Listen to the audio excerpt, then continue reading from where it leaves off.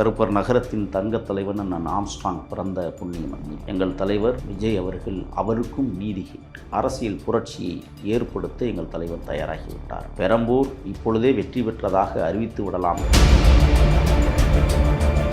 முகத்திற்காகவே பார்த்தீங்கன்னா ஓட்டு போடுவாங்கன்ற ஒரு எண்ணத்தில் இருக்காரோ? எம்ஜிஆர் எதை தீர்மானித்தாரோ அதைத்தான் எங்கள் தலைவர் விஜயும் இன்றைக்கு தீர்மானித்து களத்தில் இருக்கிறார். மாபெரும் திட்டங்களை அறிவிக்க காத்திருக்கும். மகளிர் தினத்தப்போ பார்த்தீங்கன்னா விஜய் அவர்கள் சொன்ன அந்த இலவச திட்டங்களே பார்த்தீங்கன்னா ஒரு அதிருப்தியை ஏற்படுத்தியிருக்கு. தங்கத்தை கொடுக்கிறார், அது எத்தனை ஆண்டுகள் கழித்தாலும் பத்திரமாக இருக்கும். விலையேறுமை ஒழிய ஒரு நாளும் விலை இறங்காது. அப்ப இவர்கள் கொடுக்கிற இலவசங்களுக்கும் எங்கள் தலைவர் கொடுக்கிற உதவியும் மிகப்பெரியது. இதே தான் அம்மையார் ஜெயலலிதா அவர்களும் செய்தார். செஞ்சாங்க. எங்க அந்த திட்டம்? ஏன் எடப்பாடி இடையிலேயே நிறுத்தினா சொல்லுங்க? ஏன் இப்போ ரெண்டாவது இந்த தேர்தலையே அந்த திட்டத்தை அவங்க கொண்டு வரல? சீராக கொடுக்க இருக்கிறார் என்பதை உங்களுக்கு சிறந்தால்னு நாங்கள் சொல்லுவோம். இல்லை, எடப்பாடி அவர்கள் 2000 திட்டம் அறிவிச்சா நீங்கள் 2500 சொல்ற திட்டம் அறிவிக்கிறீங்க. இது போட்டி தானே? இல்லை, இது மக்களை போட்டி ஏமாத்துற திட்டம். இல்லை. கடுமையாக தமிழ்நாடு பாதிக்கப்பட்டு கொண்டிருக்கிறது. பெண்களும் எங்கு பார்த்தாலும் கொலைகள், எங்கு பார்த்தாலும் கொள்ளைகள், எங்கு பார்த்தாலும் கற்பழிப்புகள். தேசத்தை அவமானப்படுத்தி இருக்கிற இந்த திருட்டு முன்னேற்ற கழகத்தை ஓட விட்டு அடிப்பதுதான் எங்களது இறுதி இலக்கு. ஆக ஒரு இறுதி யுத்தத்தில் நாங்கள் நின்று கொண்டிருக்கிறோம்.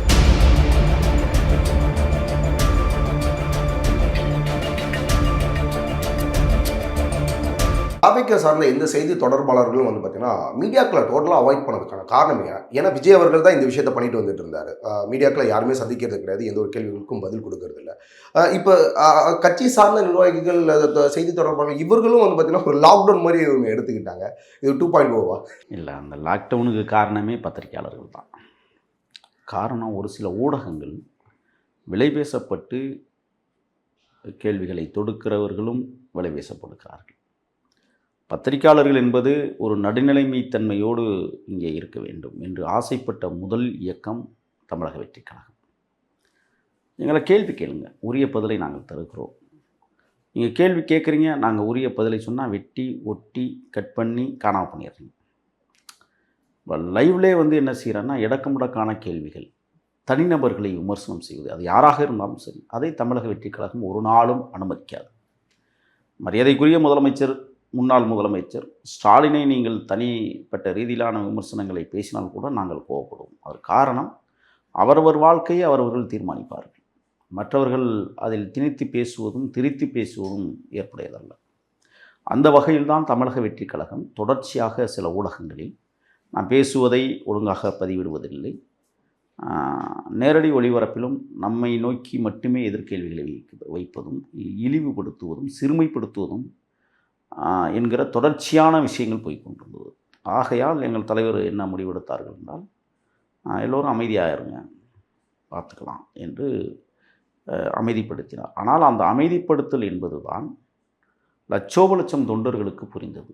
அந்த அமைதியே மற்ற இந்த ஊடகங்கள் எங்களை இருமாப்பு கொண்டு துடை தெரிய வேண்டும் என்கிற கங்கணம் கட்டி கொண்டு அலைகிற ஊடகங்கள் எங்களையே பேசுகிறது. ஆக நாங்கள் பேசாமலேயே ஒரு பெரிய விளம்பரத்தை கொடுத்தார்கள் என்பதுதான் உண்மை. ஆக பேசாமல் இருப்பது என்பது, மௌனம் ஒரு அமைதிக்கான அணுகுமுறை அல்ல. மௌனம் ஒரு அடக்குமுறைக்கு பயந்து ஒளிந்து கொள்வதல்ல. மௌனம் ஒரு புரட்சியின் நோக்கத்திற்கான மௌனம். ஆக ஒரு புரட்சியை வெல்ல வேண்டும் என்பதற்கான கட்டாயம். இப்போ நாங்கள் புரட்சியை தொடுத்திருக்கிறோம் மௌனங்களுக்கு பிறகு. இப்போ 28 பார்த்தீங்கன்னா பிரச்சாரம் ஸ்டார்ட் பண்ணுறீங்க. கிட்டத்தட்ட பெரம்பலூரில் அவரோட தொகுதியில் ஆரம்பித்து லைக் விருகம்பாக்கம் வரையும் கிட்டத்தட்ட 5 தொகுதிகள். இந்த பிட்வீன் கேப்பில் எல்லாத்துலேயுமே பார்த்தீங்கன்னா ஒரு 10 நிமிஷம் தான் மக்களை சந்தித்து பேச போகிறதா ஒரு தகவல் வந்திருக்கு. இது எந்த அளவுக்கு போதுமானதாக இருக்கும்னு நினைக்கிறீங்க? ஏன்னா மக்களை சந்தித்து அவர்களோட குறைகளையும் சரி, இல்லை உங்களோட சைட்லேருந்து என்ன பாயிண்டில் நீங்கள் பார்த்தீங்கன்னா அவங்கள நெருங்க போகிறீங்க, இல்லை என்ன மாதிரி பிரச்சாரத்தை இதை மேற்கொள்ள போகிறீங்கன்ற ஒரு கேள்வி இருந்துகிட்டே இருக்குது. இந்த 10 நிமிடம்ன்றது போதுமான ஒரு விஷயமாக பார்க்குறீங்க? இல்லை, நீங்கள் இப்பொழுது கேட்குற கேள்வியின் நேரத்தில் காவல்துறை அதிகாரிகள் கலந்து பேசி கொண்டிருக்கிறார்கள். தமிழக வெற்றி கழகத்தின் தலைவரின் பாதுகாப்பை எவ்வாறு நடைமுறைப்படுத்துவது, உறுதி செய்வது என்பதை பற்றி பேசுகிறார்கள். அப்படி பேசுவதே தமிழக வெற்றி கழகத்திற்கான வெற்றி என்பதை காட்டுகிறது. ஒரு மாபெரும் மாநாடு மதுரை மண்டலத்திலேயோ திருச்சியிலேயோ அல்லது மக்கள் சந்திப்பு நிகழ்ச்சியிலேயோ எங்கள் தலைவர் பேசுகிற போது 10 நிமிடத்திற்கு மேல் அதிகளவு பேசியதில்லை. ஒரு சில இடங்களில் வேண்டுமானால் ஒரு அரை மணி நேரம் அவர் கூடுதலாக பேசியிருப்பார். ஆனால் எவ்வளவு ரத்தின சுருக்கமாக தன் கருத்தை வெளிப்படுத்துகிறாரோ அதற்கு பேசுபொருளாக இன்றைக்கு ஆகி போகிறது. அந்த வகையில் இன்றைக்கு தொகுதிக்கு 10 நிமிடம் என்பதை விட ஒரு தொகுதியில் கிட்டத்தட்ட 6 புள்ளிகள் என்று கணக்கிடப்படுகிறது. அப்போ 6 புள்ளிகள் என்றால் 60 நிமிடங்கள், கிட்டத்தட்ட ஒரு தொகுதிக்கு 1 மணி நேரம் என்கிற ரீதியில் எங்கள் தலைவர் பிரச்சாரத்தை தொடர இருக்கிறார். களம் அதிர காத்திருக்கிறது. அது மட்டுமல்ல, கருப்பர் நகரத்தின் தங்கத் தலைவன் நான் ஆம்ஸ்ட்ராங் பிறந்த புண்ணிய மண்ணில் அவர் ஓடியாடி விளையாண்ட அந்த நிலத்தில் எங்கள் தலைவர் விஜய் அவர்கள் அவருக்கும் நீதி கேட்டு பெரம்பூரில் எளிய அன்றாடங்காட்சி மக்களிடத்திலே ஒரு அரசியல் புரட்சியை ஏற்படுத்த எங்கள் தலைவர் தயாராகிவிட்டார். பெரம்பூர் இப்பொழுதே வெற்றி பெற்றதாக அறிவித்து விடலாம் தேர்தல் கமிஷன் என்பதைத்தான் நாங்கள் இந்த நேரத்தில் நினைவூட்ட கடமைப்படுகிறோம். ஆக சென்னையில் இருக்கிற மிக முக்கிய 5 தொகுதிகளை அவர் கையில் எடுத்திருக்கிறார் என்றால் இந்த 5 தொகுதிகளும் ஏற்கனவே தலைவர் அறிவித்த வேட்பாளர்கள் வெற்றி வேட்பாளர்கள் என்பதை தீர்மானித்திருக்கிறார். ஆக இப்பொழுது வேட்பாளர்கள் அல்ல, எதிர்காலத்தின் சட்டமன்ற உறுப்பினர்களும் அமைச்சர்களும் களத்தில் நின்று கொண்டிருக்கிறார்கள். அவர்களுக்கு ஆதரவாக தலைவர் பிரச்சாரம் என்பது அது மேம்போக்காக நீங்கள் எடுத்துக்கொள்ளக்கூடாது. தலைநகர் அதிருகிற போது தமிழ்நாடே அதிரும் என்ற சூழலுக்கு ஏற்ப இன்றைக்கு 5 தொகுதிகளை எங்கள் தலைவர் முடிவெடுத்திருக்கிறார். காலையில் 10 மணிக்கு பிரச்சாரத்தை தொடங்கி இரவு 10 மணிக்கு முடிக்கிறார். ஆக சென்னை நகரம் கதிகலங்க காத்திருக்கிறார். இந்த 10 நிமிடம்ன்றது தான் எங்களுக்குள்ள ஒரு கேள்வியாகவே இருக்குது. என்னென்னா, அந்த 10 நிமிடத்தில் மக்களுக்கு என்ன தேவை, மக்களுக்கு என்ன கொடுக்கணுன்றத விஜய் அவர்களால் வந்து பகிர்ந்துட முடியும்னு நினைக்கிறீங்க? அவர்களே இவர்களே என்று அளவரிய பேசுவதை தவிர்ப்பார்.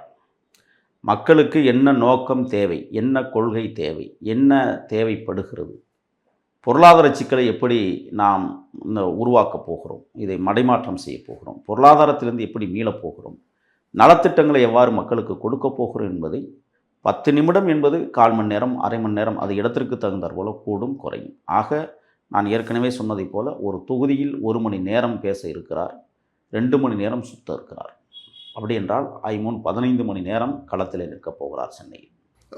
ஒருவேளை விஜய் அவர்கள் ஒரு மித்திலே இருக்காரோ, தன்னோட முகம் போதும், தன்னை பார்த்து ரசிக்கிற இந்த ரசிகர்களுக்கு இந்த இந்த நிமிடம் பேச்சே போதுமானது, என் முகத்திற்காகவே வந்து பார்த்தீங்கன்னா ஓட்டு போடுவாங்கன்ற ஒரு எண்ணத்தில் இருக்காரோ? எம்ஜிஆர் எதை தீர்மானித்தாரோ அதைத்தான் எங்கள் தலைவர் விஜயும் இன்றைக்கு தீர்மானித்து களத்தில் நிற்கிறார். விஜய் அந்த முகம் என்பது ஏற்கனவே எல்லோருக்கும் தெரிந்த முகம், பரிச்சயம். இப்பொழுது என்ன சொல்லுகிறார் என்பதைத்தான் மக்கள் உற்று நோக்குகிறார்கள். ஆக சொல்லுகிறார், சொல்ல போகிறார், மாபெரும் திட்டங்களை அறிவிக்க காத்திருக்கிறார் மக்களுக்காக. இப்போ தேர்தல் தேதி அறிவிச்சு, இப்போ தேர்தல் வந்து பார்த்தீங்கன்னா ஒரு 25 நாள்லேருந்து ஒரு 30 நாட்களுக்குள்ளே தான் இருக்குது. இப்போ தான் வந்து நீங்கள் முதல் கட்ட அடியை எடுத்து வைக்கிறீங்களோன்ற மாதிரி ஒரு கேள்வி இருக்குது. ஏன்னா 234 தொகுதியில் வந்து பார்த்தீங்கன்னா இப்போ நாளைய தினம் வந்து உங்களோட கேண்டிடேட்டை அலௌன்ஸ் பண்ண போகிறீங்க. அதுலேயும் வந்து பாதி கேண்டிடேட் தான் அலௌன்ஸ் பண்ண போகிறதா ஒரு தகவல் ஒன்று இருக்குது. இந்த அளவுக்கு கிரவுண்ட் ஒர்க் பண்ணால் இப்போ கிட்டத்தட்ட 50 ஆண்டுகளாக ஆட்சி புரிஞ்ச ஏடிஎம்கே டிஎம்கேவை உங்களால் ஃபேஸ் பண்ண முடியும் இந்த எலெக்ஷன்லன்ற ஹோப் இருக்கா? இல்லை, ஏற்கனவே எங்களுடைய பிரச்சாரத்தை நாங்கள் தொடங்கி 2 ஆண்டுகள் ஆகிவிட்டது. இப்போ நாங்கள் முதன்மை கட்ட பேச்சாளர்கள், முதன்மை கட்ட பொறுப்பாளர்கள் தமிழ்நாடு முழுவதும் சுற்றி வந்திருக்கிறோம். கிட்டத்தட்ட நானும் ஒரு 12-13 பொதுக்கூட்டங்களை பேசிவிட்டு தான் நான் உங்களிடத்தில் வந்து உரையாடுகிறேன். ஆக எங்களுடைய பிரச்சார வியூகங்கள் ஏற்கனவே போய் சேர்ந்து விட்டது. 2ஆம் கட்ட பிரச்சாரம் தான் இப்பொழுது நடக்க இருக்கிறது. அந்த 2ஆம் கட்ட பிரச்சாரம் என்பது வேட்பாளர் யார் எவர் என்பதை அறிவிக்கிறதுக்கான பிரச்சாரம். ஆக தமிழ்நாடு முழுவதும் நாங்கள் ஒரு சுற்றி வந்துவிட்டு தான் அடுத்த கட்டத்திற்கு நாங்கள் தயாராகி கொண்டிருக்கிறோம். ஆக பிரச்சார வியூகங்களில் எங்களுக்கு எந்த விதமான சஞ்சலனமும் இல்லை, சங்கடமும் இல்லை, சலிப்பும் இல்லை. மக்களை நேரடியாக சந்திப்பதற்கான ஒரு வாய்ப்பை 2வது முறை நாங்கள் பெற இருக்கிறோம். ஆக தமிழ்நாடு களம் என்பது நாங்கள் மற்ற அரசியல் கட்சிகளைப் போல பணியாற்றக்கூடியவர்கள் அல்ல. இது ஒரு மாற்று அரசியல் புரட்சியை ஏற்படுத்துவதற்காக வந்த இயக்கம். ஆக எங்களுடைய களமே வேற. இவர்களோடு நீங்கள் ஒப்பிட்டு பேசுவது என்பதே தவறு. நாங்கள் நாளைய தினம் வேட்பாளர்களை அறிவிக்கிறார் 113 பேர் என்றால் அந்த 113 பேரும் வெற்றி பெறுவதற்கான ஒரு மாபெரும் சூழலை உருவாக்கி தான் களத்தில் அவர் இன்றைக்கு வந்து வேட்பாளர்களை அறிவிக்க காத்திருக்கிறார். ஒவ்வொரு நெல்லும் முக்கியமானவை, பதப்படுத்தப்படக்கூடியவை, அடுத்த தலைமுறைக்கு பயன்படக்கூடியவை என்பதை உணர்ந்துதான் ஒவ்வொரு வேட்பாளரும் அடுத்த தலைமுறைக்கு பயன்படக்கூடியவர்களாக இருக்க வேண்டும் என்பதிலே எங்கள் தலைவர் ஆர்வம் காட்டி 113 வேட்பாளர்களை நாளை பல்லவர்களின் தலைநகரம் மாமல்லபுரத்தில் அறிவிக்க காத்திருக்கிறார். எப்படி பல்லவர்கள் வெற்றி பெற்று இந்த தேசத்தை ஆண்டார்களோ அதைப்போல தமிழக வெற்றிக் கழகத்தின் வெற்றியாளர்களும் வெற்றியை பெற இருக்கிறார்கள். பொறுத்திருங்கள். இப்போ நீங்கள் சொல்கிற மாதிரி வந்து பார்த்தீங்கன்னா இன்னும் மீதி தொகுதி வேட்பாளர்கள்லாம் அறிவிக்கிறதுக்கான டைம்கள் வந்து நீங்கள் எதிர்பார்க்குற மாதிரி எவ்வளோ குறுகிய காலகட்டத்தில் பண்ண முடியுன்றது ஒரு கேள்வி ஒன்று இருந்துகிட்ருக்கு. அப்படி இருந்தாலும் நீங்கள் 27க்கு அப்புறம் அந்தந்த தொகுதி வேட்பாளர்கள் வந்து பார்த்திங்கன்னா மக்களை சந்தித்து அவங்களோட கருத்துக்களை பதிவிடுறதுக்கு வந்து பார்த்திங்கன்னா இல்லை ஒருவேளை அவங்க மக்களை நெருங்கிறதுக்கான போதுமான காலமாக வந்து பார்த்திங்கன்னா இந்த தேர்தலுக்கான ஒரு காலமாக கண்டிப்பாக நினைக்கிறீங்களா? 30ஆம் தேதி 2ஆம் கட்ட வேட்பாளர் பட்டியலை அறிவிக்கிறார். ஆக ஒரு மாதம் அந்த பக்கம் இருக்குது. எங்களுக்கு 30 நாட்கள் பிரச்சாரத்திற்கான வியூகங்கள், கட்டமைப்புகள், களமாடுவதற்கு ஒரு வாய்ப்பை எங்கள் தலைவர் எங்களுக்கு கொடுக்கிறார். ஆக 30 நாள், ஒவ்வொரு தொகுதிக்கும் 3 ஒன்றியங்கள். அந்த 30 நாள் போதுமானதுன்னு நினைக்கிறேன். நன்றாக மக்களை போய் நெருங்கிறதுக்காக ஒரு வேட்பாளர் வந்து மக்களோட கருத்துக்களை தெரிஞ்சுக்கிறதுக்கும் மக்களோட பிரச்சனைகளை பேசுவதற்கும் இந்த 30 நாள் போதுமானதான். தாராளமாக விஜயும் விசில் தான் அங்கே பிரச்சாரம். வேட்பாளர் என்பது முகத்தை காட்ட வேண்டிய ஒரே ஒரு வேலை மட்டும்தான். இவர்தான் வேட்பாளர் என்று அறிவிக்க, யாரை வேட்பாளராக நிறுத்தினாலும் ஓட்டு போடுவதற்கு மக்கள் தயாராகி விட்டார்கள். ஆகையால் வேட்பாளர் என்பது ஒரு பெரிய விடயமாக இருந்தாலும் கூட ஒரு அடையாளத்திற்கு அவர்கள் தேவைப்படுகிறார்கள். ஆனால் விசிலும் விஜயும் வீடுதோறும் போய் சேர்ந்து விட்டது. வேட்பாளரை சேர்ப்பதற்கு ஒன்றும் பெரிய விடயம் இல்லை. ஏன்னா 30 நாட்களில் 3 ஒன்றியங்கள், ஒரு ஒன்றியத்திற்கு 10 நாட்கள் என்று வைத்தாலே 26 பஞ்சாயத்துகள். அப்போ கிட்டத்தட்ட 72 பஞ்சாயத்துகளில் 30 நாட்களில் ஒரு நாளைக்கு 2 பஞ்சாயத்து வீதம் நாங்கள் வேலை செய்தோமே ஆனால் 72 பஞ்சாயத்தையும் எளிதாக சந்தித்து விட முடியும், எளிதாக பார்த்து விட முடியும். ஆக திட்டமிட்டு களத்தை உருவாக்க காத்திருக்கிறோம். அது மட்டும் இல்லை, வேட்பாளர் என்பவர் அறிவித்த அடுத்த மறுநாளை அவர் களத்திற்கு செல்கிறார்கள். எல்லோருமே எங்களை போன்ற முன்னணி பொறுப்பாளர்களும் அவர்கள் கூட போய் நின்று களத்தை அபரிமிதமாக காத்திருக்கிறோம். காரணம், விசிலும் சேர்ந்து விட்டதற்கு பிறகு வெற்றி வேட்பாளர்களையும் சேர்க்க வேண்டிய பொறுப்பும் இருக்கிறது. ஆக 30 நாட்களில் அந்த முகத்தை கொண்டு போய் சேர்ப்பதில் எங்களுக்கு எந்த விதமான தடையும் இல்லை, சங்கடங்களும் இல்லை. சேர்த்து விடுவோம். திரு விஜய் அவர்கள் வந்து முதல் மக்களை சந்திக்க ஆரம்பிக்கும் போது வந்து பார்த்திங்கன்னா ஏடிஎம்கேயும் சரி டிஎம்கேயும் சரி முக்கியமாக அவர்கள் சைடில் உள்ள ஒரு குற்றச்சாட்டு வச்சுருந்தாங்க, இலவசம் கொடுத்து மக்களை வந்து கெடுத்து வச்சுருக்காங்க அப்படின்ட்டு. ஆனால் இப்போ ரீசெண்டாக அந்த மகளிர் தினத்தப்போ வந்து பார்த்திங்கன்னா விஜய் அவர்கள் சொன்ன அந்த இலவச திட்டங்களே வந்து பார்த்திங்கன்னா ஒரு அதிருப்தியை ஏற்படுத்தியிருக்கு. அதற்கான ஒரு அகெயின்ஸ்ட் குரல்கள் வந்து பார்த்திங்கன்னா இங்கே சோசியல் மீடியாலும் சரி மக்கள் சைட்லையும் சரி பார்த்துருக்க முடியும். இதை எப்படி ஃபேஸ் பண்ண போகிறீங்க? ஏன்னா இலவசம்ன்ற ஒரு விஷயத்தை வந்து கொடுத்து தான் வந்து பார்த்திங்கன்னா இன்றைக்கி மக்களை கடன்காரனாக ஆக்கி வச்சுருக்காங்க. இத்தனை வருடங்களாக ஆண்ட கட்சிகள் அப்படின்னு சொல்லிட்டு குரல் கொடுத்ததே நீங்கள் தான். அப்படிங்கும்போது இதை எப்படி நீங்கள் மறுத்து பேசல? இதை எப்படி நீங்கள் மக்கள்கிட்ட கொண்டு பேச? முதல்ல இலவசம் என்பதை தடை செய்ய வேண்டும். நாங்கள் இலவசங்கள் கொடுக்கவில்லை. காலமாக காத்திருக்கிற ஒரு பெண்ணுக்கு திருமணம் நடக்க வேண்டும், அந்த திருமணத்திற்கு நாம் ஏதாவது செய்ய வேண்டும் என்பதை உறுதியிட்டு ஏதாவது செய்ய வேண்டும் என்பதை முன்கூட்டியே உணர்ந்துதான் தாய்மாமன் சீர் அப்படிங்கிற ஒரு விஷயம், அண்ணன் சீர் என்றும் 2 திட்டங்களை உருவாக்குகிறார். ஒன்று, இந்த அண்ணன் சீர் என்பது தாலிக்கு தங்கம், பட்டுச்சேலை. இது 2மே என்னைக்கா இருந்தாலும் பாதுகாக்கப்பட வேண்டியது. ஏன்னா அந்த கூரச்சரிகை என்று சொல்வார்கள்.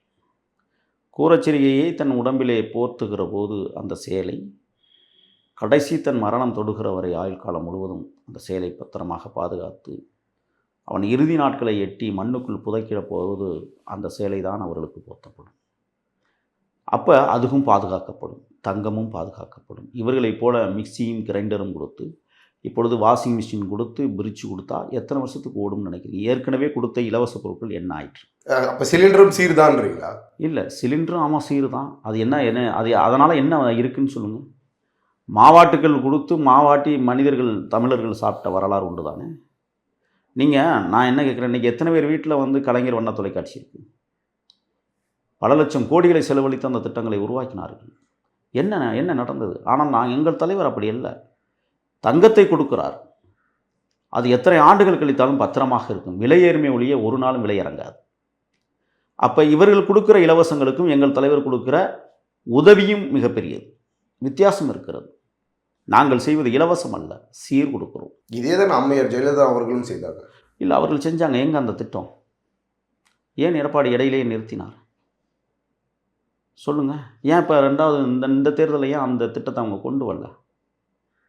அப்போ முடியலை. எங்கள் தலைவர் அறிவித்து விட்டார். 1 பவுன் நகை என்பது இன்றைக்கி 1.5 லட்சம் ரூபாய். என் தங்கைகளுக்கு அது கொடுத்து 10 ஆண்டுகளுக்கு பிறகு அதனுடைய மதிப்பு வேறு. ஆக தலைவர் என்றைக்கும் நெஞ்சில் நிலைநிறுத்தக்கூடிய வகைகளை இலவசங்களாக அல்லாமல் சீராக கொடுக்க இருக்கிறார் என்பதை உங்களுக்கு சிறந்தால்னு நாங்கள் சொல்லிக்கிறோம். இல்லை, எடப்பாடி அவர்கள் வந்து 2000 திட்டம் அறிவிச்சா, நீங்கள் 2500ன்னு சொல்லிட்டு திட்டம் அறிவிக்கிறீங்க. இது இதில் போட்டி தானே? இது மக்களை போட்டி ஏமாத்துற திட்டம். இல்லை, நீங்கள் ஒரு செய்தி நீங்கள் புரிஞ்சுக்கணும். எங்கள் தலைவர் அதை அறிவிச்சுட்டு இன்னொன்று சொன்னார். இது எங்கேருந்து எடுக்கப்படும் என்பதை அவர் தெளிவாக சொன்னார். இவர்கள் சொன்னார்களா? எங்கள் தலைவர் என்ன சொன்னார்? 30% கமிஷன் ஒவ்வொரு டிபார்ட்மெண்ட்டிலும் ஒவ்வொரு நலத்திட்டங்களிலும் இவர்கள் கொள்ளையடிக்கிறார்கள். 10% அமைச்சர்களுக்கும் 20% முதலமைச்சருக்கும் போகிறது. அந்த 30% இருந்தாலே இந்த மக்களுக்கு ஸ்டாலின் டாக்ஸ் பற்றி பேசுகிறீங்களா? ஆமாம், ஸ்டாலின் டாக்ஸி தான் அதான். அப்போ அவங்க என்ன இன்னொன்று தெரியுமா? இந்த இப்போ மகளிர் உதவித்தொகை திட்டம் 1000 ரூபாய் எங்கிருந்து எடுத்தார்கள்? தாழ்த்தப்படுத்தப்பட்ட மற்றும் பழங்குடியின மலைவாழ் மக்களினுடைய நிதியிலிருந்து எடுக்கப்பட்டிருக்கிற 18,000 கோடி. அப்போ அங்கே திட்டு தெரியலையா அந்த ஆட்சியாளர்களுக்கு? வாங்கிய மக்கள் சாதிய வெறி கொண்டவர்களாக சில பேர் இருக்கிறார்கள், அவர்களுக்கு இது தெரியலையா? ஏன் வாய் திறக்க மௌனிக்கிறார்கள்? எங்கள் தலைவர் ரொம்ப தெளிவாக சொன்னாங்க. எப்படி அதை நடைமுறைக்கு கொண்டு வரப்போகிறோம் என்பதையும் தெளிவாக உணர்த்தி விட்டார். ஒவ்வொரு திட்டத்திலும் 30% கமிஷன்.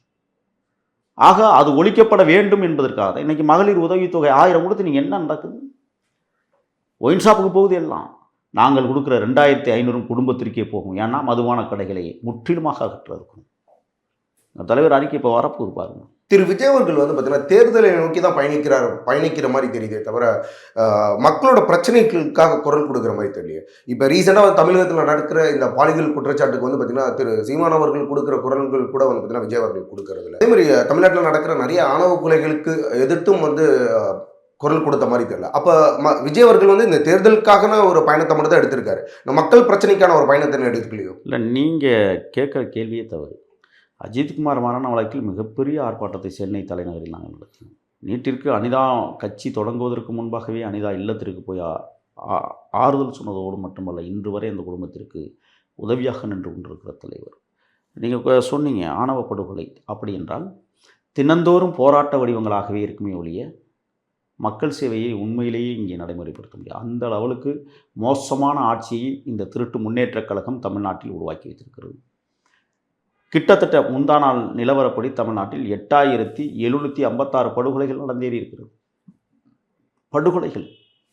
நான் மீண்டும் சொல்லுகிறேன், கருப்பர் நகரத்தின் தங்கத்தலைவன் ஆம்ஸ்ட்ராங் என்கிற மாபெரும் தலைவனை வெட்டி வீழ்த்திய ஆட்சியாளர்கள் இவர்கள். குற்றச்சாட்டை வைக்கிறோம். தெற்கு சீமையிலே, நெல்லை சீமையிலே தீபக் பாண்டியன் என்கிற வளரும் ஒரு தலைவனை வெட்டி வீழ்த்தி இருக்கிறது கும்பல். எதை எடுத்துக்கொள்வது சொல்லுங்கள் பார்ப்போம். ஒன்று. அதே மாதிரி ஆணவ படுகொலைகள் இன்றைக்கு 46ஆக உயர்ந்திருக்கிறது. எப்படி இது இந்த மண்ணில்? அப்போ தினந்தோறும் போராட்ட வடிவைத்தான் நாங்கள் முன்னெடுத்து செல்ல முடியுமே தவிர மற்ற வேலைகளை செய்யவே முடியாத அளவுக்கு இந்த ஆட்சியாளர்கள் கிட்டத்தட்ட பெண்களுக்கு எதிரான ஆட்சியாக, பெண்கள் பாதுகாப்புக்கு எதிரான ஆட்சியாக தமிழ்நாட்டில் இருக்கு. ரேப் அண்ட் மர்டர், கற்பழித்து படுகொலை கிட்டத்தட்ட 44ஆக உயர்ந்திருக்கிறது. 2.5 வயது குழந்தை இன்றைக்கு பாலியல் இச்சைகளுக்கு ஒரு திமுக காரனாலேயே இன்றைக்கு படுகொலை செய்யப்பட்டிருக்கிற பச்சிளம் குழந்தை. 75 வயது முதிய பெண்மணியை கணவரை கொன்றுவிட்டு பாலியல் இச்சை செய்த அந்த முதியவரையும் படுகொலை செய்திருக்கிற திமுக புள்ளிகள். தினந்தோறும் நேற்றைய தினம் கூட ஒரு பாலியல் சீண்டல் திமுக காரர்களால். எதை எதிர்த்து போராடுவது என்பதை தினந்தோறும் அப்படி பார்த்தா மணிக்கு ஒரு போராட்டம் தமிழ்நாட்டில் நடத்தப்பட வேண்டும். ஆணவ படுகொலைக்கு எதிராக உச்சநீதிமன்றத்தில் வழக்கு தொடுத்திருக்கிறது தமிழக வெற்றி கழகம். ஸ்டாப், நிறுத்த வேண்டும். கவின் படுகொலைக்கு பிறகு தமிழ்நாட்டில் இது போன்ற ஆணவ படுகொலைகள் நடத்தக்கூடாது என்று. ஆனால் அந்த வழக்கு நிலுவையிலே இருக்கிற போதே இன்னும் படுகொலைகள் தொடர்கிறது என்றால் இந்த ஆட்சியினுடைய அவல லட்சணம் என்ன என்பதை நீங்கள் புரிந்து கொள்ள வேண்டும். பச்சிளம் குழந்தைகள் கிட்டத்தட்ட 316 படுகொலைகள் தமிழ்நாட்டில். பச்சிளம் குழந்தைகள் என்ன பாவம் செய்தது? கிட்டத்தட்ட 3000த்திற்கும் மேற்பட்ட பெண்மணிகள் படுகொலை செய்யப்பட்டிருக்கிறார்கள் இந்த ஆட்சியிலே. அப்போ இது ஆட்சியா என்ன?